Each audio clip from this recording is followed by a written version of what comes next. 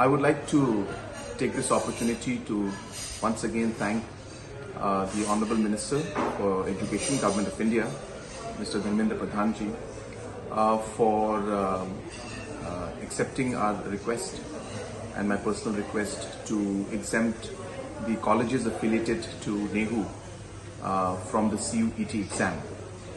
In the last many years also, the Government of India has exempted Meghalaya, and we are thankful that once again we requested, and on the basis of our request, the Government of India has exempted the state of Meghalaya and also the state of Nagaland, and this will go a long way in actually helping our students. And by next year, we are very hopeful that most of our colleges will be affiliated to our state university, and hence we would not require the exemptions from next year onwards. So once again, I take this opportunity to thank the Government of India for accepting our proposal and our request for exemption of the affiliated colleges from the CUET exam.